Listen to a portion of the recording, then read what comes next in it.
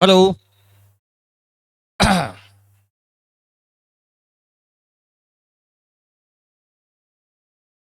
Online वाले बच्चे आ गए।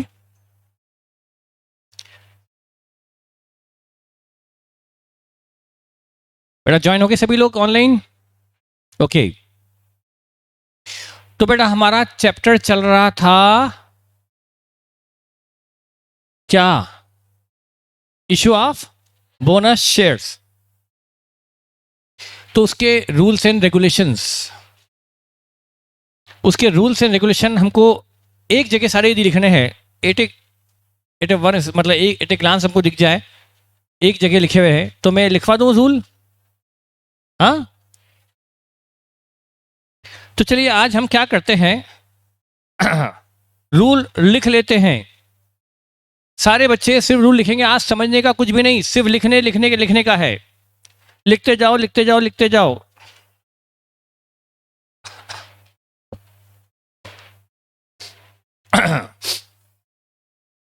तो चलिए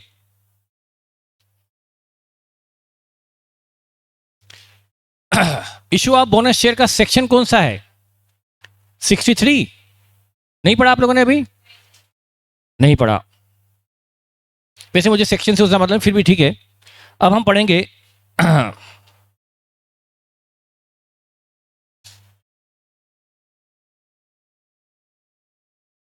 rules for issue of bonus shares. Rules for issue of bonus shares. सिर्फ लिखना लिखना लिखना है, समझने का कुछ भी नहीं है। As per section 63 of the Companies Act 2013,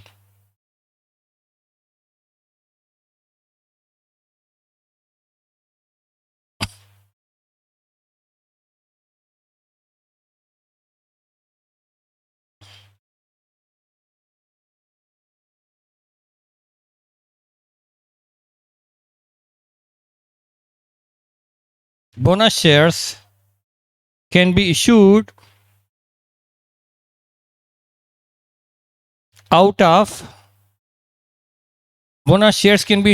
of number one,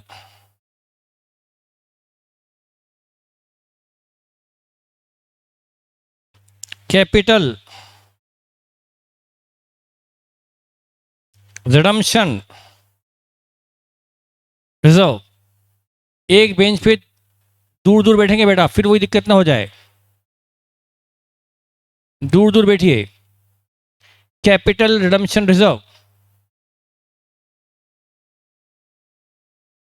bonus share issue किए जा सकते हैं out of capital redemption reserve, CRR से बोनस शेयर इशू हो सकता है, number one.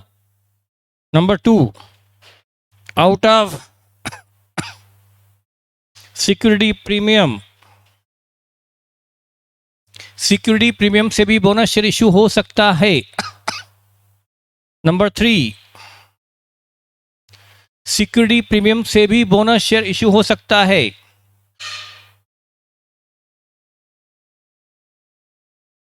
Capital reserve if realised. Capital reserve से भी बोनस शेयर इशू हो सकता है यदि वो रियलाइज है तो। एंड फोर्थ,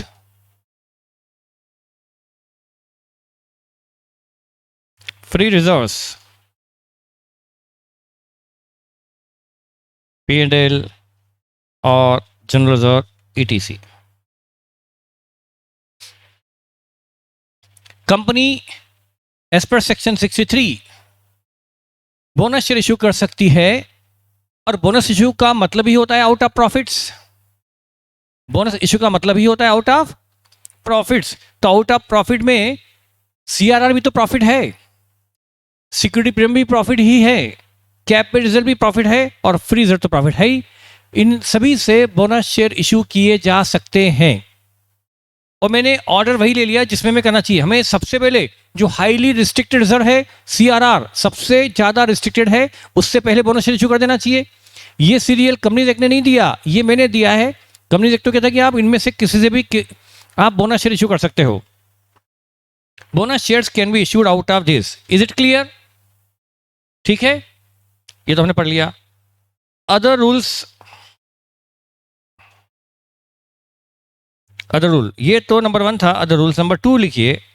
अब ये रूल मैं बस लिखवा रहा हूं। नंबर 1 नंबर रूल में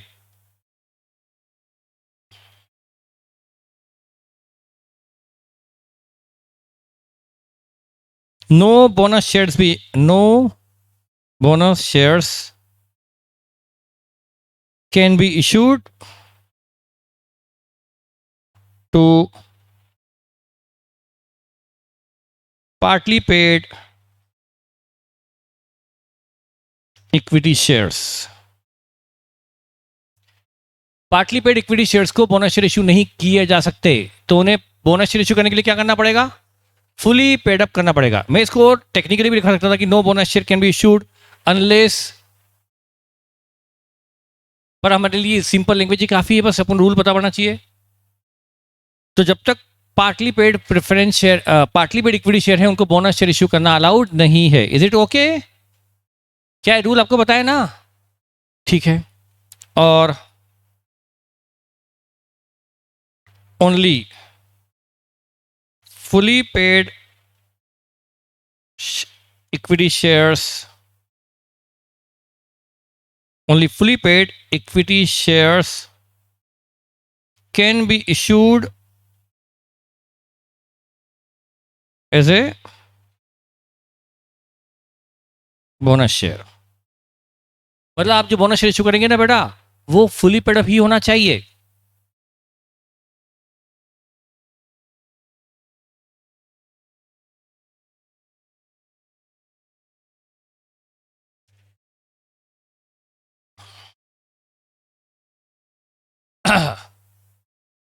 only fully paid up equity share can be issued as a bonus share. क्या ये बात समझ में आई? ये बात मैंने आपको अभी नहीं बताई थी, अब बताई पहली बार। मैं कंपनी का डायरेक्टर या अकाउंटेंट, आप इक्विटी शेयर होल्डर, प्रॉफिट आप ही का है। मैं आपको 100 रुपीज वाला शेयर फ्री में दे रहा हूं, 100 रुपीज फेस वैल्यू वाला, 100 रुपीज फेस वैल्यू, पर पेड अप सिर्फ 70 दे रहा हूं फ्री में। मैं आपको फ्री में शेयर दे रहा हूं, फेस वैल्यू 100 पर पेड अप वैल्यू 70। ये शेयर मैं आपको फ्री में देने को रेडी हूं। मतलब आपको मैं प्रति शेयर 70 रुपए का बोनस दे रहा हूं, क्योंकि शेयर की पेड अप वैल्यू 70 है, फेस वैल्यू 100 है, तो ये अलाउड नहीं है। यदि मुझे आपको फ्री में शेयर देना है, बोनस शेयर देना है, तो वो फुली पेड अप ही, क्योंकि बेटा इसमें तो क्या हो जाएगा, मैं आपको 100 वाला शेयर 70 पेड वाला देकर 30 रुपीज लेने का अधिकार बना लूंगा। मतलब जबरदस्ती आपसे 30 रुपए फिर मुझे मिलेगा। क्या मेरी बात समझ में आ रही है? बेटा मैं आपको, देखिए बोनस शेयर ऑप्शन नहीं होता, बोनस शेयर कंपल्सन है। मैंने यदि बोनस अनाउंस किया है तो आप सभी को लेना ही पड़ेगा। ये नहीं कि भाई मुझे बोनस नहीं चाहिए, मुझे नहीं चाहिए, मुझे नहीं चाहिए। भाई डिसीजन हो गया है, पास हो गया है रेजोल्यूशन, तो आपको सभी को बोनस शेयर अलॉट होंगे। आप जो, मतलब आपसे पूछा नहीं जाएगा भाई बोनस शेयर चाहिए क्या, चाहिए क्या, नहीं भाई मिलेगा बोनस शेयर, तो हम दे देंगे आपको। अब मैं एक चालाकी करूं, मैं कंपनी में मेजर स्टेक रखता हूं, मेजर होल्डिंग है मेरे पास, आप कम शेयर होल्डर है, मैं आप लोगों से एक चालाकी करूं। अब चूंकि प्रॉफिट, मान लो कंपनी के जो इक्विटी शेयर है उसमें मान लीजिए मेरे पास 60% स्टेक है, आप लोगों के पास सबके पास मिलाकर 40% स्टेक है। प्रॉफिट का 60% मेरा, 40 आपका। मैंने क्या चालाकी करी, आप सभी को आपके प्रॉफिट में से 100 रुपए की फेस वाले शेयर, तो इसकी पेड वैल्यू 20 रुपए पेड वैल्यू वाले आपको शेयर दे दिए। ये शेयर दे दिए बोनस में, जिसको लॉ अलाउ नहीं करता, पर यदि मान लो लॉ में ये सेक्शन नहीं होता, ये रिस्ट्रिक्शन नहीं होता, तो मैं आपको क्या करता, 100 रुपए की फेस वैल्यू वाला शेयर, 20 रुपए पेड अप वाला शेयर दे देता। मेरे पास आपका जो प्रॉफिट है बेटा, हमारे पास प्रॉफिट 30 लाख के हैं, उस 30 लाख में 40% प्रॉफिट कितना हुआ, 30 लाख का 40%, 12 लाख का प्रॉफिट तो आप ही का है और 18 लाख का प्रॉफिट मेरा है। तो ये जो 12 लाख का प्रॉफिट है ना बेटा, ये मैंने आपको बोनस में दे दिया। 20 रुपए प्रति शेयर, 20 पर शेयर वाले। कितने शेयर दे दिए? कितने शेयर्स? 60,000 शेयर मैंने दे दिए बोनस में। क्या आप इसको रिजेक्ट कर पाओगे कि ये कंपल्सन है? कंपल्सरी है। मैंने आपको ये 60,000 शेयर दे दिए बोनस में। तो अब मैंने 60,000 शेयर बोनस में दे दिया आपको 20 रुपए पेड अप वैल्यू। तो आपको मैंने 60,000 शेयर दिए 20 रुपए वाले, मतलब मैंने आपको 12 लाख रुपए का बोनस दे दिया। आपका प्रॉफिट आप तक पहुंचा दिया, 12 लाख का प्रॉफिट खत्म कर दिया, आपको बांट दिया bye way of bonus shares. अब देखो, 100 रुपए की फेस वैल्यू, पेड अप 20। आप बड़े खुश कि चलो 20 रुपए की वाली फीस, 20-20 रुपए वाले शेयर मिल गए आपको फ्री में, आप खुश। उसके 1 महीने बाद मैं आपको नोटिस भेजता हूं, बचा हुआ 80 रुपया पे करो। नहीं पे करोगे तो तुम्हारा शेयर, मैं अब आपको 100 रुपए प्रति शेयर के हिसाब से, फेस वैल्यू है 20 रुपया, उस पर पेड वैल्यू थी, वो आपको मैं दे चुका हूं बोनस में। 80 रुपया अभी अनपेड है। 60,000 शेयर पर 80 रुपए से कितना हुआ? 48 लाख रुपीज में आपसे मांगूंगा कि लाओ 48 लाख।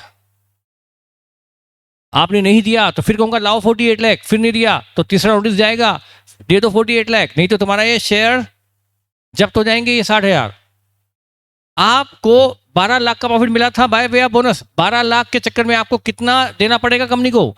आपको 12 लाख के बोनस शेयर मिले, 12 लाख का प्रॉफिट आपको मिल गया बोनस शेयर में, लेकिन उसके बदले में आपको 48 लाख मुझे देना पड़ जाएगा। क्या आप देंगे? ऐसी कंपनी में जो ठीक नहीं है वहां देना आप चाहेंगे क्या? और नहीं दोगे आप 40, मुझे पता है आप नहीं देने वाले हो, तो आप नहीं दोगे 48 लाख, मुझे पता था आपने नहीं दिया, तो मैं क्या करूंगा? ये 60,000 शेयर जिसकी पेड अप वैल्यू 12 लाख है, ये 12 लाख का प्रॉफिट जो मैंने आपको दिया था वो जब्त कर लूंगा। तो आपका प्रॉफिट आपका रहा है, मेरा हो गया, कंपनी का हो गया फिर से।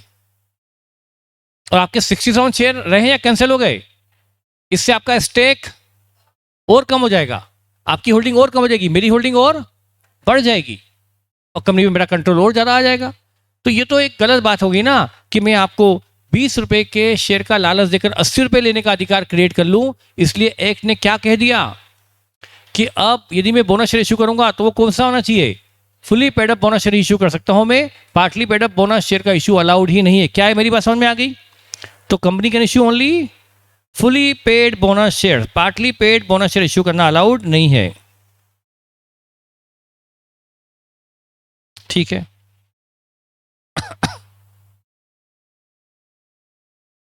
ये भी हो गया। ठीक है, तो बोनस कहां कहां से इश्यू हो सकता है वो भी देख लिया। और बोनस देने के पहले ये देखना जरूरी है कि पुराने शेयर फुली पेड अप हो, और fully paid up bonus share ही इश्यू किए जा सकते हैं, ये भी पढ़ लिया। अब इसके बाद कुछ रूल्स और कुछ और रूल्स।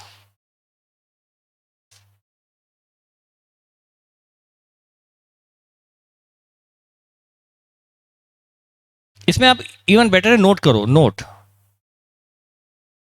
नोट बहुत इंपॉर्टेंट नोट है।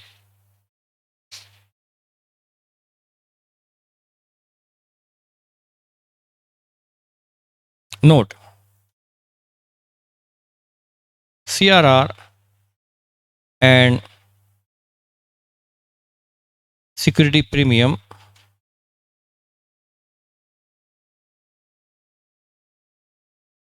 cannot be used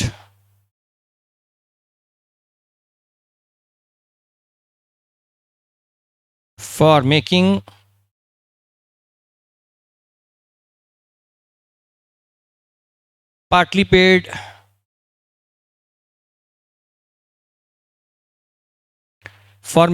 partly paid shares into fully paid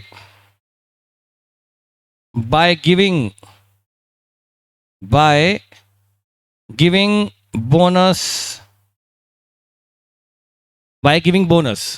CRR and security premium cannot be used for making partly paid shares into fully paid by giving bonus।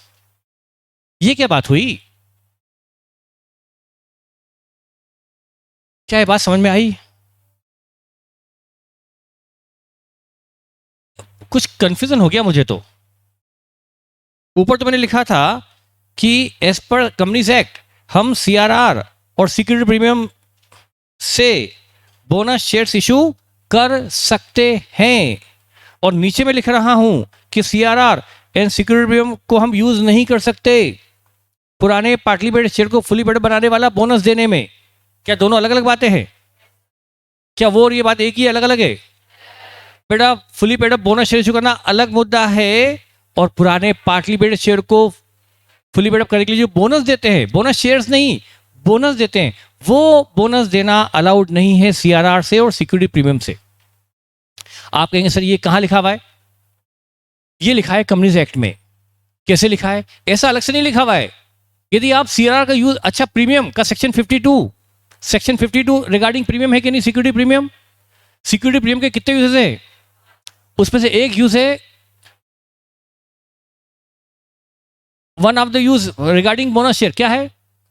Company can use security premium for issue of fully paid bonus share, issue of fully paid bonus share. Section 52 permit करता है premium का use, लेकिन किसके लिए? Fully paid bonus share issue करने के लिए। इसलिए मैंने कहा कि आप सिक्योरिटी प्रीमियम से fully paid bonus share issue कर सकते हो, लेकिन क्या ये फुली पेड बोनस शेयर दे रहे हो आप? ये तो 10 वाला 100 वाला शेयर है, 80 पेडअप है, 20 रुपए बोनस देकर आप उसे फुली पेडअप कर रहे हो। तो 20 रुपए बोनस दे रहे हो या बोनस शेयर दे रहे हो? बोनस दे रहे हो। ये बोनस देना सिक्योरिटी प्रीमियम से अलाउड नहीं है, क्योंकि सेक्शन 52 भी उसको परमिट नहीं करता, और सेक्शन 55 फॉर सीआरआर है। Redemption of preference share chapter शायद मैंने आपको नहीं पढ़ाया, पिछली पेज को पढ़ाया है,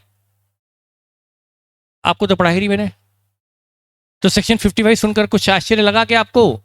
कौन किसके लिए? रिडम्पशन ऑफ, उसमें बनता है सीआरआर, और सीआरआर का फर्स्ट एंड लास्ट यूज है इशू ऑफ, ये सेक्शन में लिखा हुआ है issue of fully paid bonus share. जब उसे फुली पेड बोनस शेयर ही इशू अलाउड है, तो पार्टली पेडअप को फुली पेडअप करने वाला बोनस देना अलाउड उसमें से भी है। तो यदि आपको पुराने पार्टली पेडअप को फुली पेडअप करने के लिए यदि बोनस देना है, तो आप फिर ये दो अकाउंट से बोनस नहीं दे सकते। फिर किस किस से दे सकते हो? कैपिटल रिजर्व से दे सकते हो, और जनरल रिजर्व से दे सकते हो, और पीएनएल से दे सकते हो, लेकिन सीआरआर और सिक्योरिटी प्रीमियम से पार्टली पेडअप को फुली पेडअप बनाने वाला बोनस देना अलाउड नहीं है। Is it clear? और ये कौन से सेक्शन में अलाउड नहीं है? रेलिवेंट सेक्शन में अलाउड नहीं है। ये भी हमने लिख लिया, ये इंपॉर्टेंट रूल था। ठीक है, आगे अब आ गई सेबी। एज पर सेबी, सेबी बीच में कूद पड़ी अपने रूल लेकर के।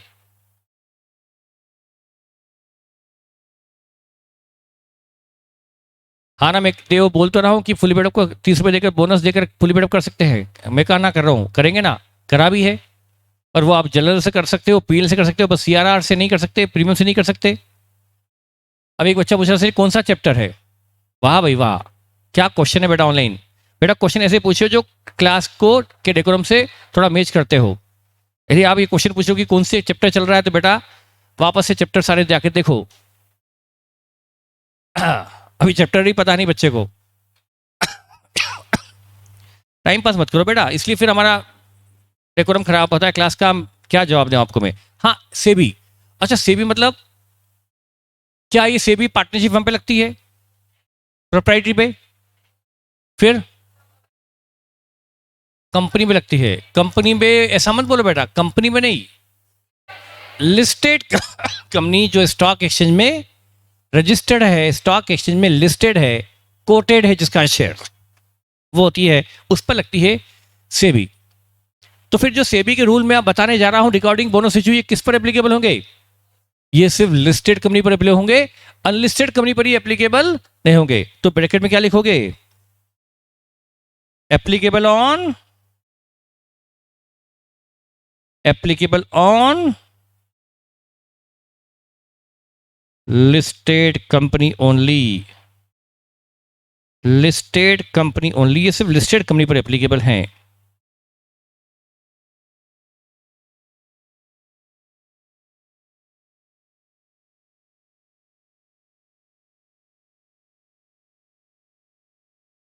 security premium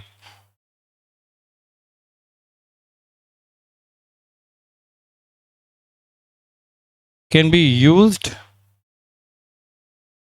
for issue of fully paid bonus shares if it was collected in cash.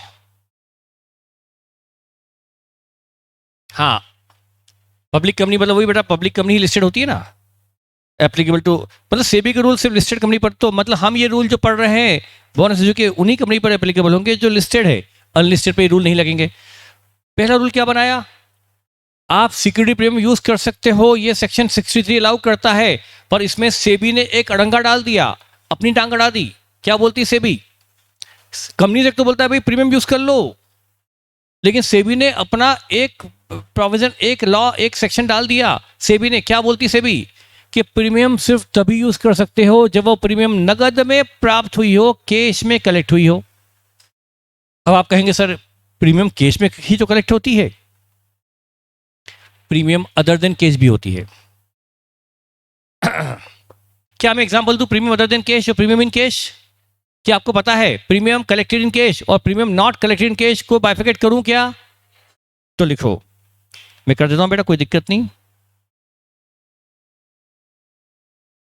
Example of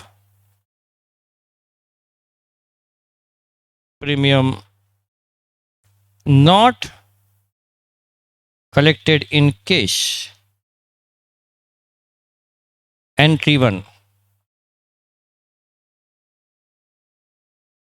plant account दिया ₹6 lakh to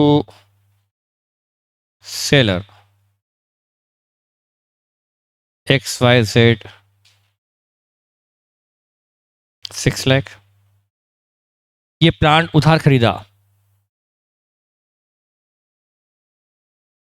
issue of shares to seller to pay off above price, face value 100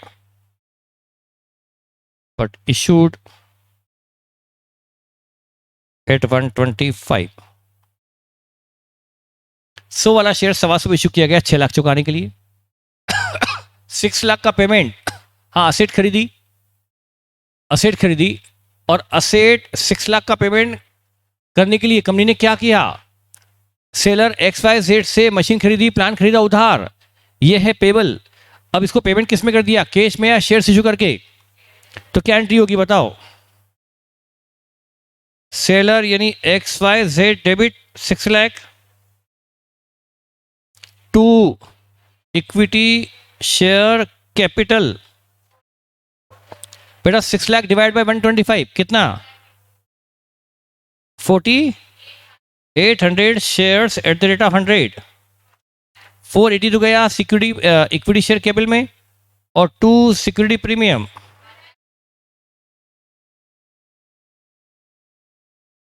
₹4800 share पर 25 रुपए की premium से 1,20,000।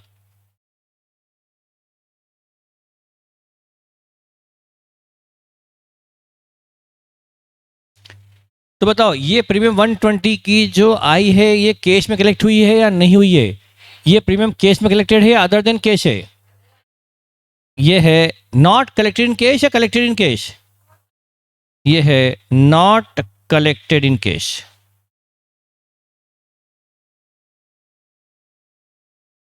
So and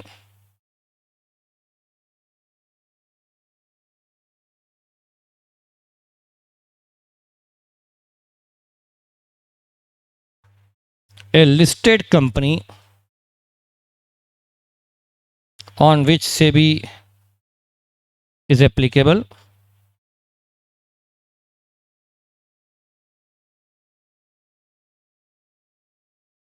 can not issue bonus shares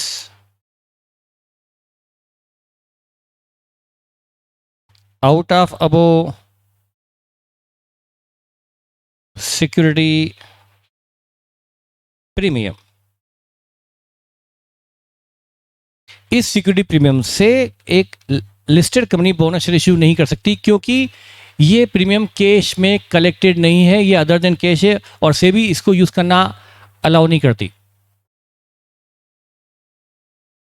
बेटा सेबी मतलब एक listed company के ऊपर एप्लीकेबल है, मतलब यहां पर पब्लिक, ज्यादा पब्लिक इन्वॉल्व है, मास इन्वॉल्व है, तो यहां पर सेबी इन्वेस्टर के इंटरेस्ट की प्रोटेक्शन के लिए, उनके हितों की सुरक्षा के लिए स्ट्रिक्ट रूल बनाती है। वो क्या बोलती है, भाई ये प्रीमियम तो नगद में प्राप्त नहीं हुई, ये प्रीमियम तो नगद में मिली नहीं, तो इससे आप बोनस शेयर कैसे इश्यू कर सकते हो। इस प्रीमियम को बहुत ज्यादा जेन्युइन नहीं मानते। हाँ, अब प्रीमियम नगद में मिलना मतलब समझ रहा हूं क्या, नॉट कलेक्टेड इन कैश बता दिया, कलेक्टेड इन कैश बताऊं। जब bank debit to share capital to premium होता है तो वो कैश में कलेक्टेड है। बेटा कैश में कलेक्टेड आपको पता ही है। अच्छा, अब बच्चा बोला सर कैश में हुई, ये तो बैंक, आप तो कैश में बोला है, कैश बैंक अलग अलग होता है क्या। कैश मतलब बैंक भी होता है, वो कैश में कलेक्ट होना मतलब वो बैंक ही है, बैंक में आया मतलब कैश में आया है। तो यदि प्रीमियम अदर देन कैश है तो लिस्टेड कंपनी उसको यूज नहीं कर सकती बोनस शेयर अलॉट करने में। हाँ, कंपनी एक तो बोलता है प्रीमियम यूज कर लो, लेकिन सेबी रंगा डाल देती है। तो सेबी किस पर एप्लीकेबल है, सिर्फ लिस्टेड कंपनी पर। तो इसका मतलब क्या हुआ, इसका मतलब फाइनल क्या हुआ, कौन सी कंपनी इस वाली प्रीमियम को यूज कर सकती है और कौन सी नहीं कर सकती। लिस्टेड कंपनी इस वाली प्रीमियम से बोनस शेयर इश्यू नहीं कर सकती, लेकिन अनलिस्टेड कंपनी इस प्रीमियम से भी बोनस शेयर इश्यू कर सकती है। ये भी लिखवाऊं क्या, ये भी लिख लो। But unlisted company can issue bonus share out of that premium. लिखना चाहो तो लिख लो।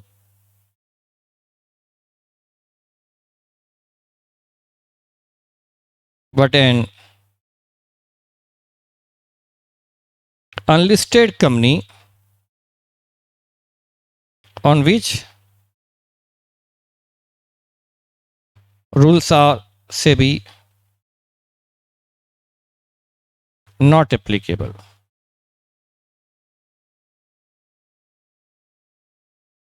can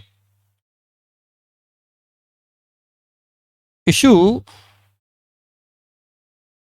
bonus shares out of above premium।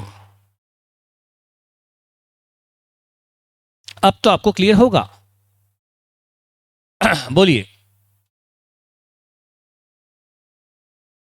क्या रीजन है, अभी तो बताया बेटे। बेटा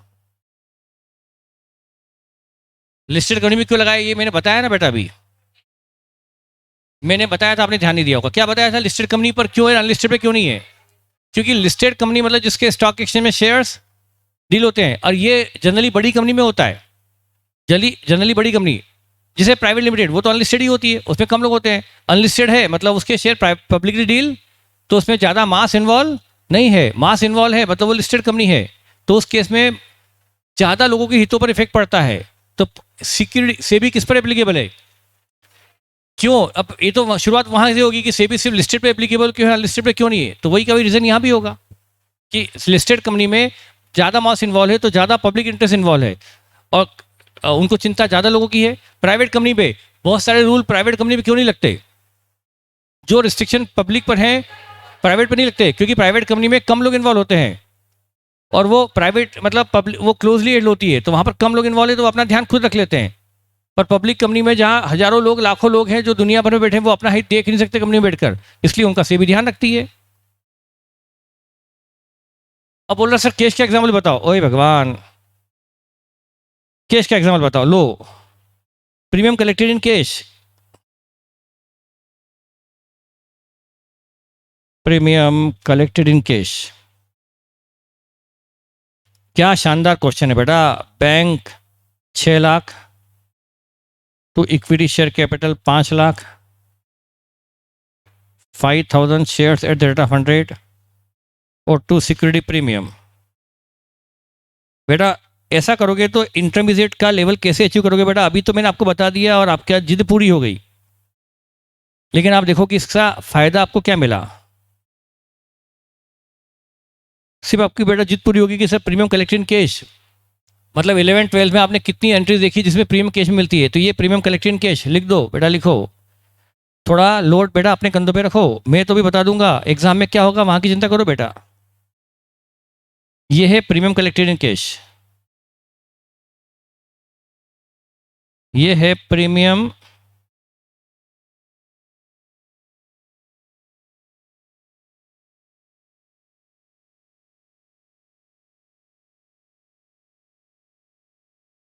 अब अच्छा लगा बेटा आपको देख करके कि प्रीमियम कलेक्टेड कैश क्या है?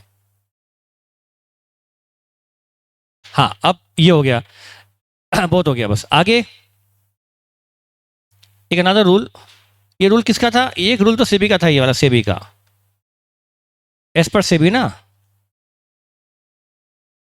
दूसरा rule,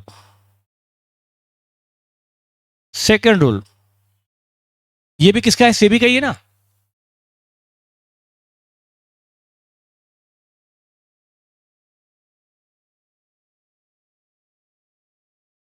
company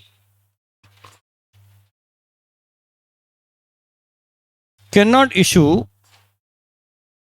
bonus shares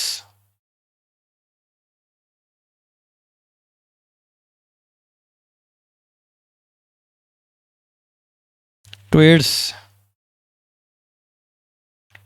existing equity shareholders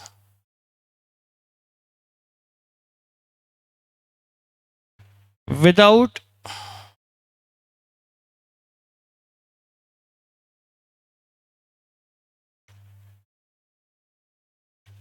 extending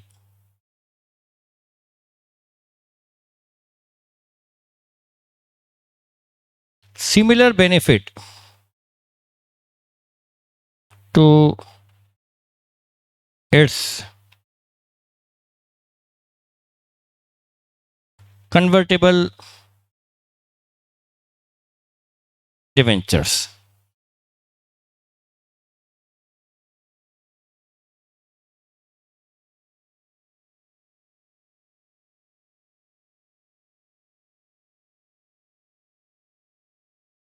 बेटा सिक्योरिटी प्रीमियम केस में नहीं मिला, अदर दिन केस का मैंने एग्जांपल लिया है, पूरी लिस्ट नहीं बनाई है।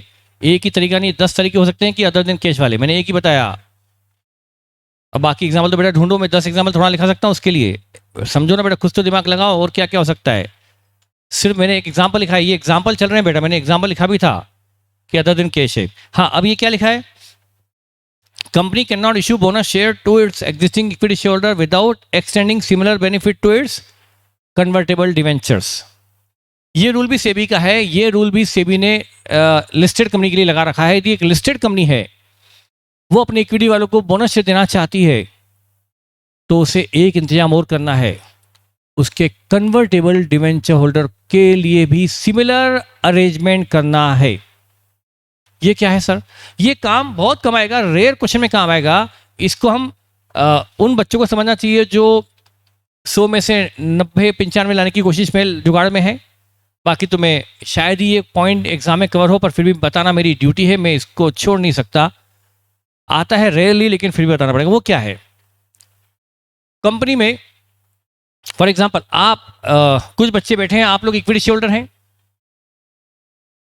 और आप लोग इधर जो बैठे हैं वो डिवेंचर होल्डर हैं, पर आप कन्वर्टेबल डिवेंचर होल्डर हैं। मतलब आपको फ्यूचर में मैं डिवेंचर के बदले में इक्विटी शेयर्स देने वाला हूं। आज आप मेरे लैंडर हैं, लोन देने वाले हैं, डिवेंचर होल्डर हैं, पर आज से कुछ समय बाद आप इक्विटी शेयर होल्डर में कन्वर्ट होने वाले हैं, क्योंकि आपके डिवेंचर कन्वर्टेबल हैं। उधर बॉयज बैठे हुए हैं, वो भी सोच ले, दो रो आपस में बना ले कि कौन है डिवेंचर होल्डर, कौन इक्विटी शेयर होल्डर। इधर नहीं, पास वाली क्लास की बात कर रहा हूं। तो बेटा आप लोग हैं इक्विटी शेयर होल्डर जिनको मुझे बोनस शेयर देना है, और आप मेरे डिवेंचर होल्डर हैं, लेकिन डिवेंचर होल्डर कौन से वाले हैं? कन्वर्टेबल, जिनको मैं बाद में डिवेंचर के बदले, जिनको डिवेंचर को मैं इक्विटी शेयर में कन्वर्ट करने वाला हूं। क्या कन्वर्टेबल डिवेंचर जानते हैं आप? फ्यूचर में मैं क्या एंट्री करूंगा? आपके डिवेंचर कैंसिल करके बदले में आपको इक्विटी शेयर इश्यू कर दूंगा। आज आप मेरे कंपनी के लैंडर हैं, उधार देने वाले हैं। फ्यूचर में आप मेरी कंपनी के ऑनर हो जाओगे, इक्विटी शेयर हो जाओगे। कंपनी में आपका ऑनरशिप आ जाएगा। तब मैं एंट्री क्या पास करूंगा? जब मैं आपको डिवेंचर के बदले में इक्विटी शेयर दूंगा तो एंट्री होगी debenture debit to equity share capital. Debenture debit हो जाएंगे और इक्विटी शेयर, तो मैंने आपको डिवेंचर के बदले में इक्विटी शेयर दे दिए तो आपके डिवेंचर इक्विटी में कन्वर्ट हो गए। ये हो गया conversion of debenture to equity, यानी आपका ये हो गया रिडम्पशन बाय कन्वर्जन। आपके डिवेंचर मैंने कैंसिल करके आपको इक्विटी शेयर दे दिए तो ये हो गया रिडम्पशन बाय कन्वर्जन। तो बेटा यहां पर लॉ सेबी क्या बोलती है लिस्टेड कंपनी के लिए कि ये डिवेंचर होल्डर जो अभी नहीं तो 1 साल बाद या 2 साल बाद, पता नहीं कब, मान लो एग्जाम के लिए आप 1 साल बाद डिवेंचर से इक्विटी शेयर में रिडीम होने वाले हो, डिवेंचर के बदले आपको 1 साल बाद मैं इक्विटी शेयर देने वाला हूं। 1 साल तक मैं आपको डिवेंचर पर ब्याज दूंगा, उसके बाद मैं आपको डिवेंचर के बदले इक्विटी शेयर दे दूंगा। तो एक्ट क्या बोलती है, सेबी क्या बोलती है, इनको बोनस शेयर दे रहे हो ना,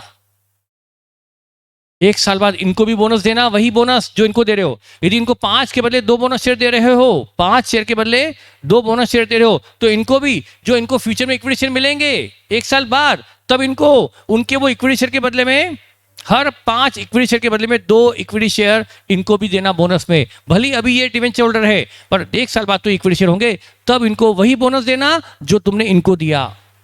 ये सेबी कहती है। ये सिर्फ कन्वर्टेबल डिवेंचर के लिए है, प्रेफरेंस शेयर के लिए नहीं। जब ये कन्वर्टेबल डिवेंचर के लिए लिखा है तो डिवेंचर मतलब डिवेंचर ही होगा, प्रेफरेंस शेयर नहीं लिखा है तो वो नहीं होगा।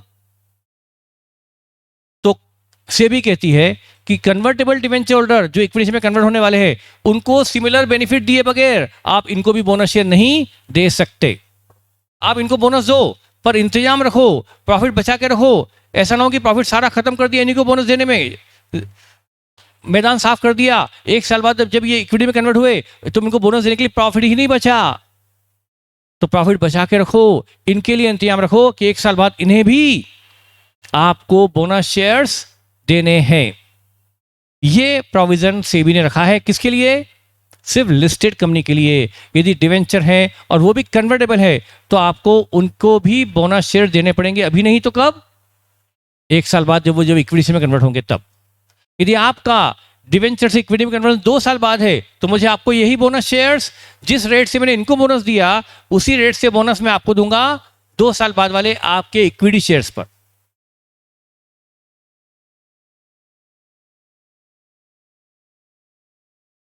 क्वेश्चन बेटा आपके इलॉजिकल चल रहे हैं अभी, जो मैं स्क्रीन पर देना नहीं चाहता। क्वेश्चन अच्छा हो तो मैं जरूर देना चाहूंगा पूरी क्लास को। ये क्वेश्चन बहुत हट के चल रहे हैं जो अभी रेलिवेंट ही नहीं है। बात डिविडेंड की कहां से आ गई? जो बात चल रही है बेटा कन्वर्जन की, तो आप उसकी करो ना। आप ये क्वेश्चन मुझसे पूछो बिल्कुल व्हाट्सएप पे, मैं बिल्कुल जवाब दूंगा, पर वो क्वेश्चन इस क्लास में डिस्कशन लायक नहीं है। हाँ, बोनस शेयर फ्यूचर में दूंगा बेटा, जब ये 2 साल बाद इक्विटी में कन्वर्ट होंगे तब दूंगा। जैसे कि मैं इसको आपको समझा सकता हूँ, एग्जाम्पल लेकर समझाऊं, एग्जाम्पल लेके समझ में आ गया? आगे समझ में? हाँ, अभी बोनस दे सकता हूँ क्या? जब आप अभी डिवेंचर होल्डर हैं तो क्या बोनस अभी से दे दूं बोनस शेयर? बेटा बोनस तो इक्विटी शेयर को मिलता है, आज आप इक्विटी शेयर हो ही नहीं तो आज बोनस कैसे दे दूं? आज तो इन्हीं को बोनस शेयर दूंगा। बस इंतजाम रखूंगा कि आपको फ्यूचर में मैं बोनस शेयर्स दे पाऊं उसी रेट से, सिमिलरली जैसा मैंने इनको दिया वैसा आपको भी दूंगा। यदि इनको 5 के बदले 2 बोनस शेयर दिए हैं, 5 इक्विटी शेयर के बदले 2 बोनस शेयर, तो फ्यूचर में आपको डिवेंचर के बदले जितने इक्विटी, हाँ एक चीज है, यदि आपके डिवेंचर पार्टली कन्वर्टेबल है, फुली कन्वर्टेबल नहीं है, पार्टली मतलब आपको आपके रिडम्पशन में 30% पेमेंट तो नगद मिलेगा, कैश में मिलेगा, चेक से मिलेगा, और 70% पेमेंट के बदले में इक्विटी शेयर मिलेंगे। तो कन्वर्टेबल, फुली कन्वर्टेबल नहीं है, पार्टली कन्वर्टेबल है। 30% पेमेंट तो चेक से होगा और 70% के बदले में इक्विटी शेयर मिलेंगे, तो ये कहेंगे पार्टली कन्वर्टेबल डिवेंचर। तो आपके 70% क्लेम के बदले जो आपको इक्विटी शेयर मिलेंगे, आपके 70% डिवेंचर ही इक्विटी कन्वर्टेबल है, तो आपका 70% क्लेम के बदले जो इक्विटी शेयर मिलेंगे, उन इक्विटी शेयर पर मैं आपको दूंगा बोनस 5 के बदले 2, जो मैंने इनको दिया वो आपको भी दूंगा। उस वक्त जब आपके इक्विटी शेयर अलॉट होंगे तब दूंगा। यह है सेबी का प्रोविजन। ये सिर्फ किस पर एप्लीकेबल होगा? लिस्टेड कंपनी पर। हाँ, जब भी 5, अब मैं 2 साल बोलूं, 1 साल बोलूं, 3 साल भी बोलूं, 4 साल भी बोलूं, 5 साल भी बोलूं, बेटा 5 साल बाद, 5 साल बाद होगा। और अरेंजमेंट ये तो अभी करके रखो, प्रॉफिट बचा के रखो, इनको बोनस कम दो, अभी इतना बोनस ना दे दो कि प्रॉफिट खत्म हो जाए। हाँ बोलो।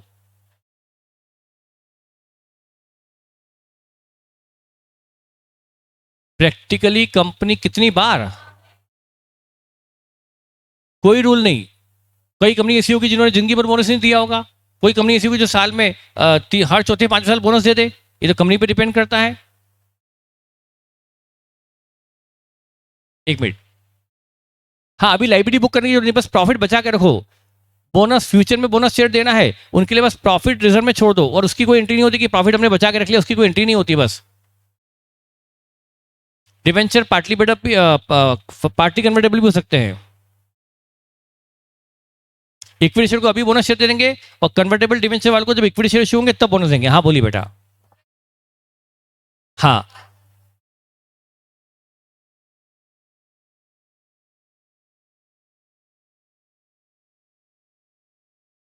5 साल बाद क्या हुआ? हाँ डेफिनेटली, जो भी आप बोनस शेयर दे रहे हो एग्जिस्टिंग इक्विटी शेयरों को, वही बेनिफिट आपको फ्यूचर वाले कन्वर्टेबल डिवेंचर वालों को भी देना पड़ेगा। 2 बार आपने बोनस शेयर दे दिया है तो आपको उनको भी 2 बोनस शेयर वही देने पड़ेंगे 2 बार, डेफिनेटली बढ़ा के देने पड़ेंगे। Similar benefit without extending similar benefit, without giving similar benefit. जो बेनिफिट आपको मिला है वही बेनिफिट उनको मिलना चाहिए। सिमिलर का मतलब ये हुआ ना, प्रॉफिट तो बेटा रिजर्व नहीं पड़ा हुआ है, वही रहने देंगे उसको बस। ठीक है बेटा, तो ये पॉइंट भी हमें ध्यान रखना है। क्वेश्चन आएगा तब इसको और समझ लेंगे, है ना। क्वेश्चन में पॉइंट आएगा, एक क्वेश्चन में आया है वहां हम इसको कवर कर लेंगे। ठीक है, ये रूल्स हैं इशू ऑफ बोनस शेयर के, बस खत्म। बस आखिरी बात ध्यान रखनी पड़ेगी, आखिरी बात ध्यान रखनी पड़ेगी अथोराइज शेयर कैपिटल की। कई बार वो एंट्री के बाद बैलेंस शीट पूछ लेते हैं, और बैलेंस शीट में अथोराइज कैपिटल का फंडा भी आ जाता है। बेटा सुनो, होता क्या है ना, आपको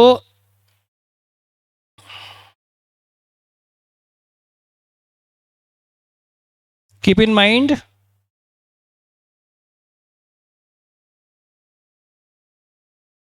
authorised share capital, authorise share capital. बेटा फॉर एग्जांपल ये बैलेंस शीट है कंपनी की, ये अथोराइज शेयर कैपिटल, ये है 50,000 shares at the rate of 100, ये है अथोराइज्ड। और इधर इशूड है, issued share capital 40,000 at the rate of 100।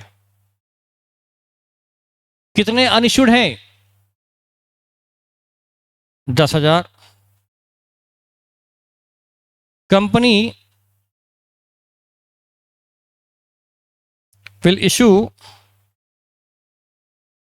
bonus shares at the rate of 2 for every 5 shares held। अब क्या होगा बताइए?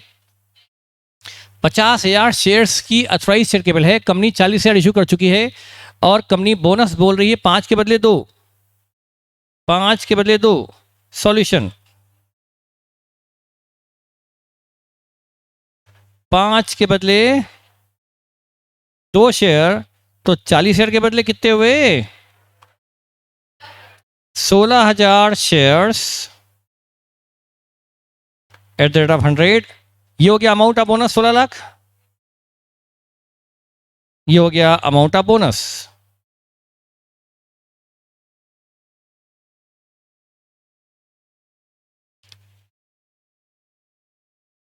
तो अब इस वक्त कंपनी को क्या कर लेना चाहिए? कंपनी को बोनस शेयर के साथ साथ एक लीगल फॉर्मेलिटी और कंप्लीट करनी पड़ेगी, अपनी अथोराइज शेयर कैपिटल को बढ़ाने की।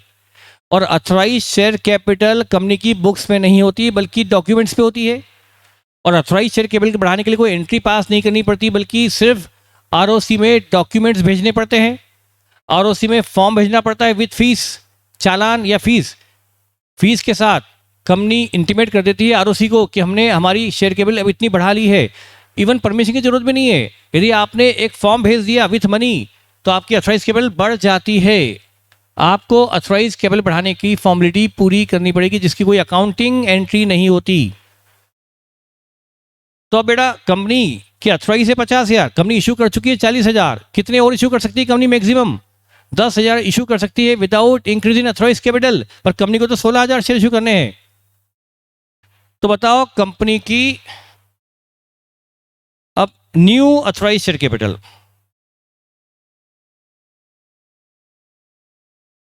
New authorise share capital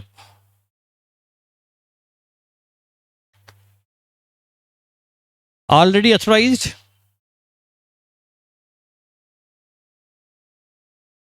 $50,000 share already authorise है ना।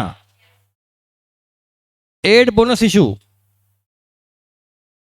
एड बोनस इशू 16,000 शेयर्स, 66,000 हो जाएंगे shares. New authorised share capital required, company को चाहिए कि अपनी ऑथराइज कैपिटल 16,000 से बढ़ाकर 66 पर ले आए।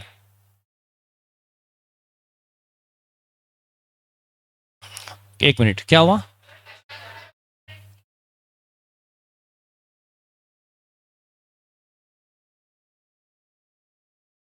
इधर भी बच्चों का आंसर 56 आ रहा है। 56 है क्या? ठीक है।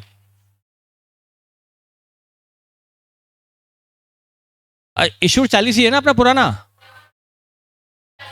अच्छा, 16,000 इशू करना है और हम 10 तो इशू कर सकते हैं विदाउट अथराइज, 6 बढ़ा सकते हैं, पर कन्वर्टेबल की बात मत करो बेटा, अभी बात दूसरी चल रही है और कन्वर्टेबल का डाउट पूछ रहे हो। तो सुनो सुनो, तो बेटा इसमें ऐसा है, कंपनी की अथराइज शेयर कैपिटल कितनी थी, ध्यान से सुनना, और हमें सब कुछ लॉजिक से पढ़ना है। ऑलरेडी अथराइज 50, इशूड 40, अभी 10,000 शेयर इशू नहीं हुए। जब कंपनी ने 50,000 शेयर की अथराइज कैपिटल बनाई थी, जब 50,000 अथराइज करवाई थी, क्या तब कंपनी को पता था कि हम बोनस शेयर इशू करने वाले हैं? कंपनी को इतना बढ़िया प्रॉफिट होने वाला है, इतना प्रॉफिट कंपनी के पास रिटर्न रहेगा, रुका हुआ रहेगा, और उसमें से कंपनी बोनस शेयर दे पाएगी, ऐसा उसको पता था क्या उस वक्त? नहीं था। अब ध्यान देना, 50,000 की कंपनी ने अथराइज कैपिटल रखी थी, उसको पता है कि हमें अपने फर्दर प्रोजेक्ट के लिए 50,000 शेयर्स की इशू की जरूरत पड़ेगी। अच्छा, 50 शेयर अथराइज क्यों करवाई? 1 लाख अथराइज क्यों नहीं करवा ली? क्योंकि अथराइज करवाना कोई मजाक नहीं, अच्छा खासा खर्चा लगता है, ड्यूटी पे करनी पड़ती है कैपिटल पर, जितनी ज्यादा कैपिटल उतना ज्यादा एक्सपेंस, स्टैम्प ड्यूटी लगती है, मतलब ड्यूटी लगती है, आरओसी को फीस पे करनी पड़ती है। 1 करोड़ करवा लो, 10 करोड़ करवा लो, उससे क्या, लेकिन आरओसी को पेमेंट करना पड़ेगा ना। तो कंपनी ने 50,000 शेयर ही अथराइज क्यों करवाया, 1 लाख क्यों नहीं करवाया? कंपनी को जरूरत नहीं होगी, तो कंपनी को जरूरत कितने की होगी? कंपनी को जरूरत कितने की होगी बोलिए? इसीलिए उसने अथराइज कितनी कराई? 50, उसमें इश्यू कितने कर दिए? 40। मतलब अभी कंपनी कितने और इश्यू करेगी अपने फंड की रिक्वायरमेंट के लिए? 10 और इश्यू करने वाली है अपनी फंड की रिक्वायरमेंट के लिए। फंड की रिक्वायरमेंट 10 की बची कि नहीं बची है? समझ में नहीं आएगा जब तक इन्वॉल्व नहीं होगे, ऊपर से निकल जाएगा ऐसे कैसी सुन सुन के। जब तक मेरी हर बात का जवाब नहीं दोगे, हर जगह तरीका होता है, मेरा तरीका बिल्कुल टू वे कम्युनिकेशन वाला है। आपसे मैं पूछ पूछ कर आगे बढ़ता हूं और समझ में तभी आता है जब आपने उन बातों को समझाओ। तो 10,000 शेयर अभी अनइश्यूड है, वो 10,000 अनइश्यूड आपने बोनस के लिए रखे थे या फंड, फर्दर फंड रिक्वायरमेंट के लिए? 50,000 शेयर आपने अथराइज करवाए, 40 अभी इशू किए, 10 का आपने सोचा था भाई जरूरत पड़ेगी, आज जरूरत नहीं है, 2 साल बाद जो मनी चाहिए अभी से क्यों इशू करे? 2 साल बाद हम 10,000 शेयर का इशू लाएंगे फंड अरेंजमेंट के लिए, नया प्रोजेक्ट आने वाला है, सेकंड फेज आने वाला है, मशीन नहीं आने वाली है, उसके लिए हमें 10,000 शेयर इशू करने पड़ेंगे 1 साल बाद। इसी बीच बोनस आ गया, यदि आपने 56 ही रखी तो क्या होगा सोचो? 56 रखा तो आपने बोनस का काम तो हो गया, लेकिन जब 10,000 शेयर और इशू करने होंगे 1 साल बाद, फिर से अथराइज बढ़ानी पड़ेगी। तो बेटा आप 50 में से 40 इशू कर चुके हो और 10 अभी इशू करने वाले हो कैश में फंड अरेंजमेंट के लिए, तो उस 10 को बचाए रखो। 10 का जो अनइश्यूड है उसको रखे रखो, उसके लिए रिजर्व रखे रखो, और 16 के बोनस के लिए अथराइज बढ़ा लो। तो आपकी अथराइज कितनी होगी? 66। अब अथराइज 66, इशूड 40, अथराइज 66, कितना अनइश्यूड है अभी? 26। उसमें से 16 के बोनस शेयर दे दो। अभी कितना अभी भी अनइश्यूड बचा है, वो 10 अनइश्यूड रहने दो, ताकि एक साल बाद नए प्रोजेक्ट के लिए सेकंड फेज के लिए जब फंड रिक्वायरमेंट आए तो आपको फिर से अथॉराइज बढ़ाने की जरूरत ना पड़े। तो 10,000 रहने दो। इसलिए आपको आंसर आपका ये सही होता है। मोस्ट ऑफ द क्वेश्चन आप मॉड्यूल में ऐसे ही किया हुआ है। Old authorise plus bonus issue मिलाकर वो नई अथॉराइज निकाल लेते हैं। तो ये फॉर्मूला हो गया। क्या हो गया? यदि क्वेश्चन में नई अथॉराइज केवल पूछे बैलेंस शीट में, तो क्या करोगे? Old authorise plus new bonus, इससे निकाल लो ये नया अथॉराइज है। इसी तरह से आंसर आता है। मेरी बात समझ में शायद आ गई होगी। आपका क्वेश्चन बिल्कुल सटीक था, सही था, वो बताना बहुत जरूरी था। आप नहीं पूछते तो ये क्वेश्चन मुझे पूछना पड़ता। आप लोगों ने सबने सब पूछा, तो जब क्वेश्चन दिमाग में आया तो सॉल्यूशन जल्दी दिमाग में आता है। अभी कुछ बच्चों को तो पहले क्वेश्चन दिमाग में बिठाना पड़ता है कि उन्होंने पूछा क्या। होता है कुछ बच्चे, तो मुझे लगता है कि इनका क्वेश्चन भी समझ में आ गया होगा, इनका आंसर भी आ गया होगा। क्योंकि अथॉराइज केवल बढ़ाना वैसे आसान है, पर क्यों बार बार बढ़ाए? जब 10,000 हमने अनइश्यूड रखे हैं फॉर फर्दर एक्सपांशन, तो उसको बनाए रखो फॉर फर्दर एक्सपांशन। बोनस के लिए नया अरेंजमेंट कर लो। Is it okay? हाँ बोलिए।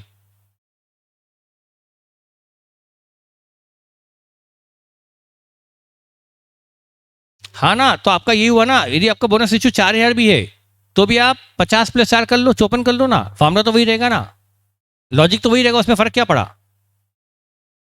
अरे 4,000 बोनस इश्यू करने, अभी 10 कर सकते हो, 4 ही बोनस करने, पर फ्यूचर में आपको नए प्रोजेक्ट के लिए कितने इश्यू करने? 10। तो फिर तो 6 करवाओगे ना आप, यदि अथॉराइज नहीं बढ़ाओगे तो। बात तो वो की वही हुई। ठीक है, तो ये आपका अथॉराइज शेयर केबल का पॉइंट भी क्लियर है। हमेशा अथॉराइज कैसे निकलेगी? Old authorise plus new bonus shares जोड़कर आपकी आ जाएगी न्यू अथॉराइज शेयर कैपिटल। और लॉजिक मैंने आपको बता दिया कि ऐसा कंपनी क्यों करती है। बार बार अथॉराइज केबल ना बढ़ानी पड़े, इसलिए वो एक बार अथॉराइज बढ़ा के रख लेती है, ताकि वापस से एक साल बाद फिर से अथॉराइज बढ़ाने की जरूरत ना पड़े। ठीक है, ये भी हो गया। हाँ, नोट करना, नोट कर लें इसको।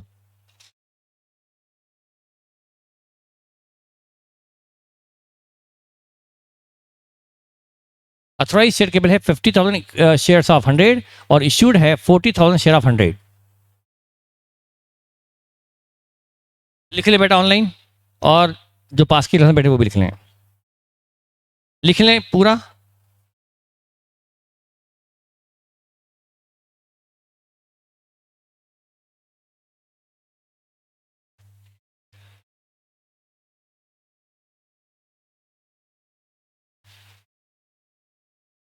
समझ में आ गया?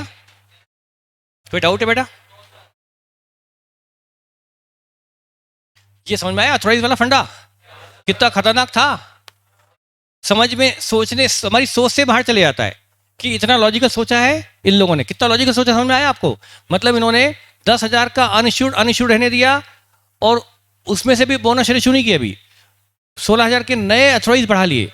10 क्यों नहीं रखे रिजर्व में? क्यों? कल को 6 महीने बाद, साल भर बाद फिर से यदि 10,000 शेयर इशू करेंगे कैश के लिए, तो फिर से अथॉराइज बढ़ाने की जरूरत ना पड़े। इसलिए ये हमेशा का फॉर्मूला हो गया, old authorise capital plus new authorised, new bonus share, इससे आ जाएगी न्यू अथॉराइज्ड कैपिटल। ये कई क्वेश्चन में काम आएगा। Most of the question of module में उन्होंने ऐसा ही किया है, मोस्ट ऑफ द क्वेश्चन में। और बाकी जो पॉइंट मैंने लिखा है वो क्लियर है?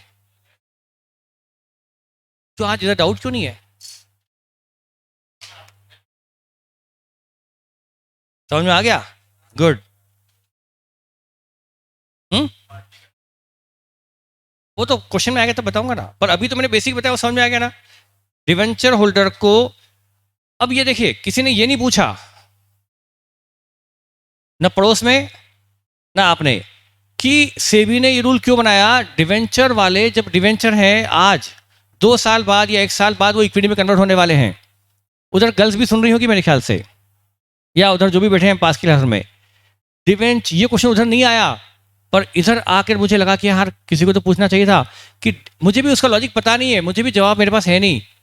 मैं मतलब बस क्वेश्चन रेस कर रहा हूं, पर मुझे भी जवाब पता नहीं है कि डिवेंचर वालों को जो फ्यूचर में इक्विटी शेयर में कन्वर्ट होंगे, उसके लिए सेबी ने क्यों इंतजाम करवाया कि उनको भी बोनस देने पड़ेंगे उतना ही जितना इनको दिया। भाई जो पुराना प्रॉफिट है वो तो पुरानी इक्विटी शेयर का है, और डिवेंचर लोगों का ब्याज मिलता रहा, डिवेंचर लोगों का ब्याज मिलता रहा, तो पुराना प्रॉफिट तो किसका था? इक्विटी वालों का। तो उसमें से बोनस शेयर सिर्फ इक्विटी को मिलना चाहिए, पर सेबी बोलती नहीं, उस प्रॉफिट से डिवेंचर वालों के लिए भी प्रॉफिट बचा के रखो। मतलब उनको आज से उसने इक्विटी की तरह ट्रीट कर लिया और उनको फ्यूचर में बोनस शेयर इश्यू करने पड़ेंगे। ऐसा क्यों किया सेबी ने? ये सेबी ने ऐसी थॉट क्यों रखी, ऐसी थिंकिंग क्यों रही? शायद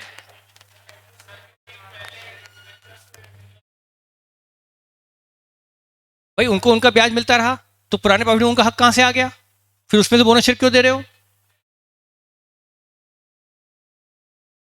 भाई रिडम्पशन की ड्यू डेट आएगी तभी करेंगे ना, 6 महीने बाद, साल भर बाद जब आएगी तब करेंगे ना कन्वर्जन। तो कन्वर्जन तो तब होगा ना जब ड्यू डेट आएगी। अभी तो 1 साल है, 6 महीना है, अभी तो कन्वर्ट हो ही नहीं। फ्यूचर में कन्वर्ट होंगे तब उनको बोनस शेयर देने की बात की जा रही है, इस प्रॉफिट से जो उनका है ही नहीं। शायद इसलिए मुझे, मतलब मेरे पास भी जवाब नहीं है, पर बच्चे पूछते हैं तो टीचर को जवाब ढूंढना ही पड़ता है। अब इतना मैंने जान के, मतलब कहीं लॉजिक मिलते भी नहीं ना किताबों में। शायद ये हो सकता है कि डिवेंचर वाले इक्विटी में कन्वर्ट होने वाले हैं, इस लालच में उन्होंने डिवेंचर खरीदे। डिवेंचर वालों ने ये डिवेंचर कंपनी के क्यों खरीदे? उनको क्या लालच दिया गया कि बाद में हम तुमको कंपनी का मालिक बना लेंगे। इस लालच में उनको डिवेंचर उन्होंने खरीद लिए। शायद इस लालच में उन्होंने ब्याज भी बहुत कम दिया होगा डिवेंचर वालों को कि भाई तुम्हें यदि हमारे इक्विटी से चाहिए भविष्य में, तो अभी तुम्हें डिवेंचर कम ब्याज पे देने पड़ेंगे। तो डिवेंचर वालों ने, समझ में आ रहा है कुछ? तो उन्होंने कुर्बानी दी कि नहीं दी? और उन्होंने कुर्बानी दी है, भविष्य में वो ऑनर बनने वाले हैं, तो उनका है वो लेंडर, पर उनका मेंटली तो ऑनर का था। इसलिए उन्होंने शायद इस प्रॉफिट से उनको भी बोनस शेयर देने का इंतजाम किया होगा। मैं जा रहा हूँ, बाय बाय। ये तो वो उधर से गुस्सा हो जाएंगे कि सर आप इधर छोड़ के उनको भाग गए इधर। हाँ मैं इधर आ रहा हूँ बेटा, आ गया आ गया, डोंट वरी। लिख लिया क्या? लिख लिया? कुछ समझ में आया मैंने क्या बोला? अच्छा इधर आवाज नहीं आई? अच्छा यहाँ आया था भाई, आवाज आई उनकी? अच्छा मैंने उधर जाके क्या लॉजिक बताया समझ में नहीं आया। पर बेटा वो तो डाउट आपने पूछा ही नहीं, तो मैंने बताया ही नहीं। वॉल्यूम कम था ना बेटा? हाँ मैं मानता हूँ बेटा, वो डाउट उन्होंने भी नहीं पूछा। मुझे वहां जाके एक मुझे डाउट आ गया एज ए स्टूडेंट कि डिवेंचर होल्डर को, जो कि आज डिवेंचर होल्डर हैं, उनको सेबी क्यों बोनस शेयर दिलवाना चाहती है, जबकि वो तो डिवेंचर होल्डर हैं, उनको बोनस शेयर क्यों? वो है, ये प्रॉफिट किसका है? ये प्रॉफिट जिससे बोनस शेयर दिए जा रहे हैं वो, फॉर एग्जांपल आप लोग इक्विटी होल्डर हो, तो प्रॉफिट किसका है?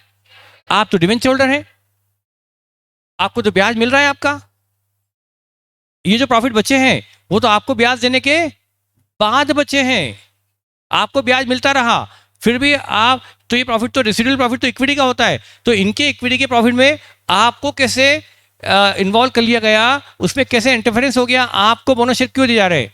तो लॉजिक बताया मैंने आपको, सुना, थोड़ा थोड़ा सुना होगा डेफिनेटली, कि आपको जब मैंने कन्वर्टेबल डिवेंचर इश्यू किए होंगे ना, जब मैंने आपको कन्वर्टेबल डिवेंचर इश्यू किए होंगे ना, तो क्या कहा, लालच दिया आपको कि भविष्य में आप हमारी कंपनी के मालिक बन जाओगे, तब आपको इक्विटी शेयर इश्यू कर देंगे। तो मार्केट में इक्विटी शेयर का रेट काफी अच्छा चल रहा है, आपको बढ़े हुए रेट के शेयर मिलेंगे।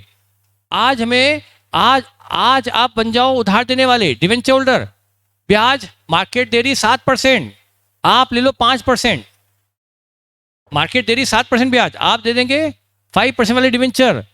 तो अभी आपने कुर्बानी दी कि नहीं दी? 2% कम ब्याज पर डिवेंचर क्यों एक्सेप्ट कर लिए? किस लालच में? कि भविष्य में आपको मिलेंगे इक्विटी शेयर, इस लालच में।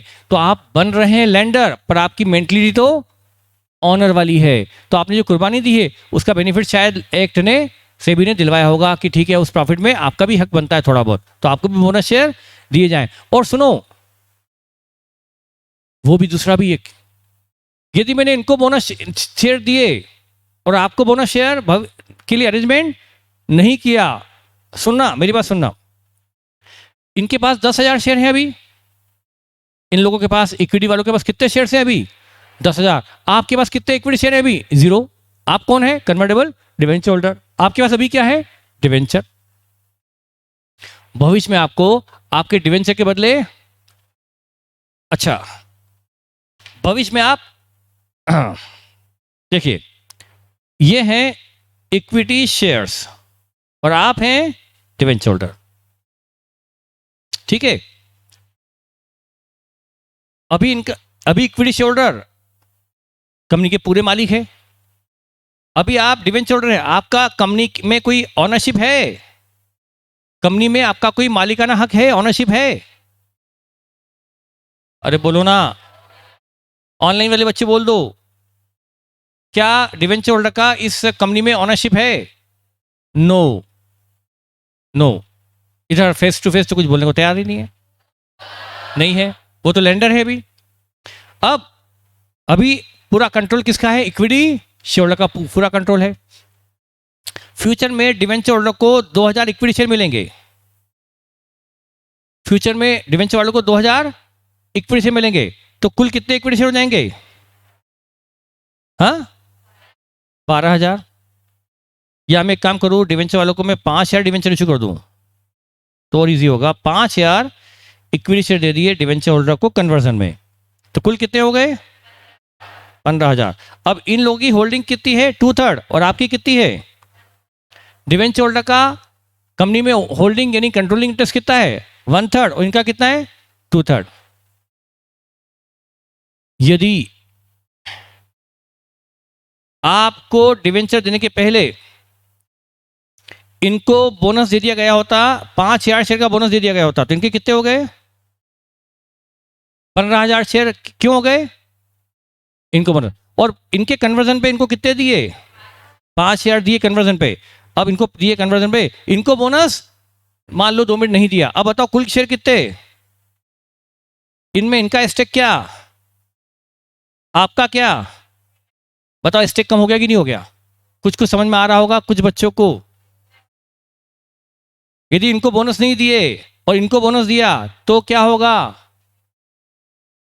आप जब इक्विटी शेयर बनेंगे तब आपका स्टेक कम हो जाएगा due to bonus of bonus to equity existing equity share holder. यदि लेकिन आपको भी जैसे इनको बोनस दिया ना,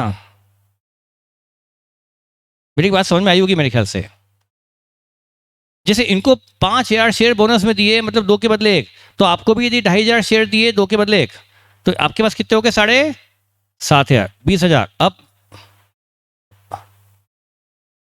नहीं 22 22 में इनका 15,000 मतलब वही 2/3 और आपका वही, तो आपका स्टेक वही कभी बना रहेगा। जब इनको बोनस मिले तो आपको भी बोनस मिलना चाहिए, इनको बोनस मिले और आपको ना मिले तो क्या होगा? आपका स्टेक कम होगा कि नहीं होगा? मेरी बात रफली समझ में आई होगी, ये लॉजिक रहा होगा सेबी का, पर ये लॉजिक में हमें जानने की जरूरत क्या है? भूल जाओ मैंने क्या पढ़ाया, कुछ को समझ में आया? बस अब इससे ज़्यादा कुछ नहीं, इससे ज़्यादा टाइम वेस्ट करने की जरूरत नहीं इस रूल पर। ये हमारे सारे रूल लिख लिए इशू ऑफ बोनस शेयर के, जो हम मैक्सिमम इसमें पढ़ने वाले हैं अथराइज कैपिटल को मिला करके। अब हमें कोई भी पढ़ने की जरूरत नहीं, अब सीधे क्वेश्चंस हमें स्टार्ट करना है और एंट्रीज पास करना है और बैलेंस शीट बनाना आ सकता है। तो अब हम पढ़ना स्टार्ट करते हैं क्वेश्चंस। ये सारी चीज लिखी हुई है, मैंने इन शॉर्ट में लिख रखी है ये सारी चीजें।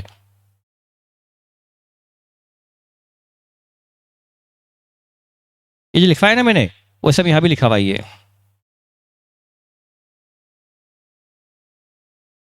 बोलिए बेटा, बोलिए बेटा। वो डिवेंचर कन्वर्जन की बात कर रहे हो क्या? हाँ, उसके लिए अलग से पढ़ाएंगे ना, वो पॉइंट अलग से आएगा। तो आ जाइए अब इश्यू ऑफ बोनस शेयर पर। ये क्वेश्चन लीजिए फर्स्ट।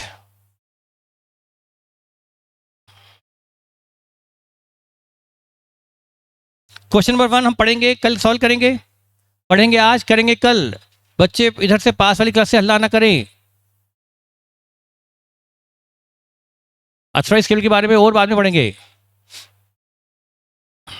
क्वेश्चन सिर्फ डिस्कस कर रहे हैं, करेंगे कल। The following is the extract of the balance sheet of Flora limited, a listed company as on 31 March 2012। Flora company एक लिस्टेड कंपनी है। लिस्टेड पढ़ते ही क्या याद आया कि यहां पर हमें सेबी की गाइडलाइन भी फॉलो करनी पड़ेगी। सेबी की गाइडलाइन में दो खास बातें हैं। एक तो यदि सिक्योरिटी प्रीमियम है तो उसको तभी यूज कर पाएंगे जब वो कैश में कलेक्ट हुई है। देखते हैं अब यहां पर प्रेफरेंस कैपिटल की अथोराइज कैपिटल 40,000 प्रेफरेंस शेयर और इक्विटी शेयर 4 लाख है। 4 लाख इक्विटी शेयर अथोराइज है, ध्यान रखेगा। इश्यूड प्रेफरेंस शेयर 32,000 और इक्विटी शेयर 360। 40,000 शेयर इक्विटी के अभी अनइश्यूड हैं, ठीक है। रिजर्व्स, रिवॉल्यूशन रिजर्व, क्या रिवॉल्यूशन रिजर्व से आप बोनस शेयर दे सकते हो? क्या रिवॉल्यूशन रिजर्व से बोनस दे सकते हो? रिवॉल्यूशन रिजर्व से बोनस नहीं दे सकते क्योंकि ये कैश में रियलाइज नहीं है। रिवॉल्यूशन वाला प्रॉफिट कैश में प्राप्त नहीं हुआ होता है बल्कि सिर्फ रिवैल्यू किया होता है। ये बुकिश प्रॉफिट होता है, वास्तविकता में हमारी जेब में नहीं आया होता है, तो इससे हम बोनस शेयर इशू नहीं कर सकते। जनरल रिजर्व से कर सकते हैं, कैपिटल से कर सकते हैं, बशर्ते कैपिटल रिजर्व से बोनस शेयर इशू कर सकते हैं बशर्ते कैपिटल रिजर्व रियलाइज हो चुका हो, हमारी जेब में आ चुका हो। क्या मैंने कैपिटल रिजर्व रियलाइज और अनरियलाइज बता दिया था? रियलाइज अनरियलाइज लिखवा भी दिया था। हाँ, सिक्योरिटी प्रीमियम से कब कर सकते हैं? जब कैश में कलेक्ट हो गई हो, क्योंकि सेबी एप्लीकेबल है। P&L क्रेडिट कर सकते हैं। 12% पार्टली कन्वर्टेबल डिवेंचर, ओ ये तो पार्टली कन्वर्टेबल पहले क्वेश्चन में आ गया। ठीक है भाई, पहले क्वेश्चन में पार्टली आ गया, कन्वर्टेबल करेंगे, इसको निपटेंगे, चलो कोई बात नहीं। 12% partly convertible debenture of ₹100 each, ₹20 lakh, ठीक है भाई। ऑन अप्रैल 38, मतलब इस बैलेंस शीट के 30 दिन बाद, बैलेंस शीट के after 30 days, on April 38, 2012, the company decided to capitalize its reserve by way of bonus at the rate of 1/4। Reserve को कैपिटलाइज करना मतलब बोनस शेयर देना। 1 और 4 मतलब 1 के बदले 4 या 4 के बदले 1? 1 के बदले 4 कोई बोनस देता है क्या? कुछ हिसाब से लगाओ, तो क्या होगा? 4 के बदले 1, 4 शेयर्स के बदले कंपनी 1 शेयर बोनस में देने का डिसाइड करती है। Security premium of ₹1 lakh include a premium of 20 for shares issued pursuant to a scheme of amalgamation. 1 lakh की प्रीमियम में 20 की प्रीमियम ऐसी है जो उन शेयर्स पर है, उन शेयर्स के इश्यू पर है जो अमलगमेशन स्कीम के अंदर इश्यू किए गए थे। 20,000 की प्रीमियम ऐसी है जो अंडर स्कीम ऑफ अमलगमेशन जो शेयर्स इश्यू किए गए थे उसकी प्रीमियम है। मतलब क्या हुआ? अमलगमेशन स्कीम समझते हो? फॉर एग्जाम्पल, मेरी कंपनी है, मैं कंपनी में अकाउंटेंट हूं, मेरी है ए कंपनी, मैं उसमें अकाउंटेंट हूं। आपकी है बी कंपनी, आप बी कंपनी में है, आप बी कंपनी के इक्विटी शेयर होल्डर हैं, आपसे बिजनेस चल नहीं रहा, कंपनी की हालत खराब है, आपकी बी कंपनी की बंद होने की कगार पर है, पर हमने डील करी आपस में मिलके। मेरी एक कंपनी जिसमें मैं अकाउंटेंट हूं, आप बी कंपनी के शेयर होल्डर हैं, डायरेक्टर भी हैं, आपने और हमने मिलकर डिसाइड किया कि आपका बिजनेस बंद न किया जाए बल्कि आप मेरी कंपनी में अपना बिजनेस लेकर आ जाएं, अपनी असेट लाइब्रेरी लेकर आ जाएं और मेरी कंपनी में आके वही बिजनेस चलाएं। तो आपने आपकी कंपनी वाइंड अप कर दी और आप अपनी असेट लाइब्रेरी यानी बिजनेस लेकर मेरी कंपनी में आ गए, मतलब आप मेरी कंपनी में क्या हो गए? अमलगमेट हो गए। तो ये हो गया अमलगमेशन। क्या अमलगमेशन समझ में आया? अब मैंने बदले में आपको, आप मेरे पास क्या लेके आए हैं? आपका बिजनेस, बिजनेस मतलब असेट्स एंड लाइबिलिटी। बदले में मैं आपको क्या दूंगा? मेरी कंपनी आपको क्या देगी? क्योंकि आप मेरी कंपनी को बिजनेस बेचे हैं और मेरी कंपनी में आप इन्वॉल्व होकर बिजनेस करेंगे, आप बिजनेस बेचकर बाहर नहीं हो गए बल्कि मेरी कंपनी में अमलगमेट हो गए, तो मुझे आपको क्या करना पड़ेगा? मेरी कंपनी में बनाना पड़ेगा इक्विटी शेयर होल्डर, तभी तो मेरी कंपनी में आप आ पाएंगे। आपने मुझे बिजनेस बेचा है या आपने आपका बिजनेस अमलगमेट किया है? अमलगमेट किया मतलब आप बिजनेस से बाहर हो गए, अभी भी हैं मेरे साथ, आप मेरी कंपनी में मर्ज हुए हैं, अमलगमेट हुए हैं, तो आप भी मेरी कंपनी में भी इन्वॉल्व रहेंगे। तो बदले में मैं क्या दूंगा आपको? आप मेरे पास 30 करोड़ की असेट लेके आए तो मैं आपको 30 करोड़ के क्या दूंगा? Equity shares. अब मैं आपको इक्विटी शेयर इश्यू करूंगा प्रीमियम पर, तो मुझे बदले में क्या मिला? मैंने जो आपको इक्विटी शेयर अलॉट किए प्रीमियम पर, यदि मेरे कंपनी के शेयर की मार्केट रेट अच्छी है, मैं 100 वाला शेयर 125 पे इश्यू करूंगा, 30 करोड़ के पेमेंट के लिए 100 वाला शेयर 125 में इशू करूंगा, प्रीमियम पे इशू कर रहा हूं, तो बदले में मुझे क्या मिल रहा है बताओ? 25 रुपए की जो प्रीमियम मुझे एंट्री क्या होगी, मुझे बदले में क्या मिल रहा है बताओ आपसे? मैं जो शेयर अलॉट कर रहा हूं और प्रीमियम मिल रही है, बदले में क्या मिल रहा है आपसे मुझे? असेट मिल रही है या नगद मिल रहा है? तो स्कीम ऑफ अमलगमशन में जब शेयर्स इशू किए जाते हैं, शेयर्स इशू होते हैं, तब बदले में क्या मिलता है इशू करने वाले को? असेट मिलती है, बिजनेस मिलता है, उसके बदले में शेयर्स इशू हैं। तो ये जो प्रीमियम मुझे मिली है इशू पर, ये कैश में कलेक्ट हुई है, अदर देन कैश है? अदर देन कैश है। तो यही स्कीम ऑफ अमलगमशन में जो शेयर्स इशू हुए उसमें जो प्रीमियम मिली वो है अदर देन कैश। तो 1 लाख की प्रीमियम में से कितनी अदर देन कैश है?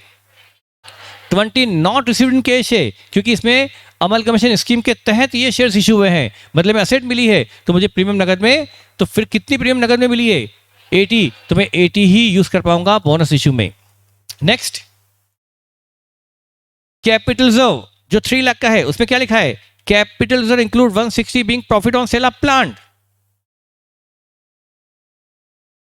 3 लाख के कैपिटल रिजर्व में 160 का प्रॉफिट है, profit on sale of plant. Profit on sale of plant, ये प्लांट बिकने पर हुआ प्रॉफिट है, और बिकना मतलब प्रॉफिट रियलाइज या अनरियलाइज? बिकने पर हुआ प्रॉफिट रियलाइज या अनरियलाइज? रियलाइज। तो इसमें मतलब 160 का प्रॉफिट क्या है? रियलाइज्ड है, तो हम उसको बोनस शेयर में इशू, बोनस शेयर के इशू में यूज कर सकते हैं। बचा कितना? 140 बच गया, उसका क्या माने? वो रियलाइज है कि अनरियलाइज? यदि 160 के लिए क्वेश्चन लिख रहा है कि वो रियलाइज है, तो मानना पड़ेगा कि बचा हुआ अनरियलाइज है, तो 160 यूज कर पाएंगे, 140 यूज नहीं कर पाएंगे। फिर 20% ऑफ 12% डिवेंचर और convertible into equity share of 100 each, 10 each, fully paid up on 30 अप्रैल। ये आसान हो गया। 30 अप्रैल को ही क्या होने जा रहा है? 20% डिवेंचर इक्विटी शेयर में कन्वर्ट होने जा रहे हैं। ये जो डिवेंचर है 20 लाख के, ये जो 20 लाख के डिवेंचर हैं, ये 20 लाख, इसका 20% यानी 4 लाख डिवेंचर को कंपनी 10 रुपए वाले 40,000 इक्विटी शेयर्स देने वाली है।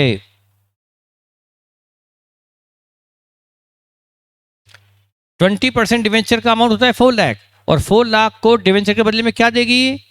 10 रुपए वाले इक्विटी शेयर में उन्हें कन्वर्ट किया जाएगा, तो उन्हें 40,000 इक्विटी शेयर ऑफ ₹10 ईच दिए जाएंगे कन्वर्जन में, वो भी 30 अप्रैल को।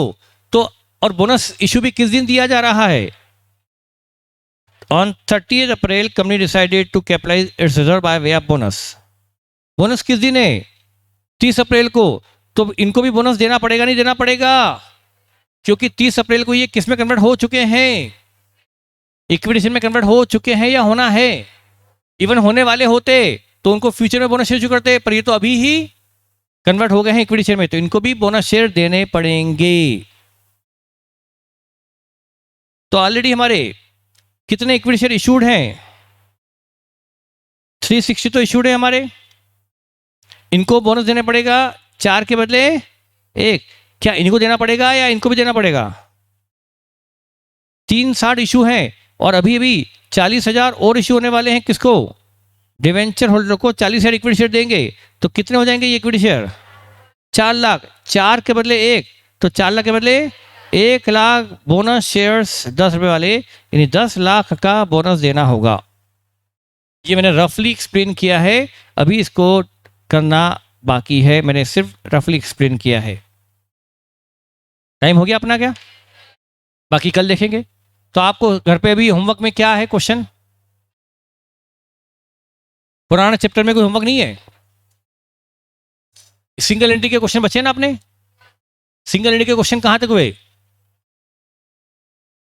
लाइन से बेटा क्वेश्चन करो, सिंगल एंट्री के कहां तक हुए?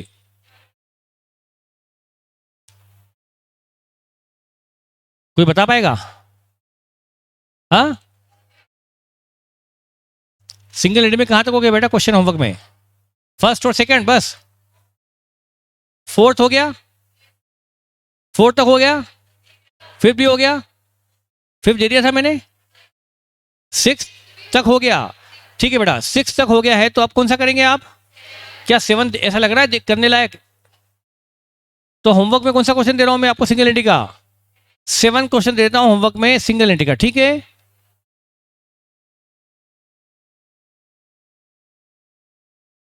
इस चैप्टर के पीडीएफ नहीं आए बेटा, तो इसमें तो मैंने थ्योरी लिखवाई ना अभी।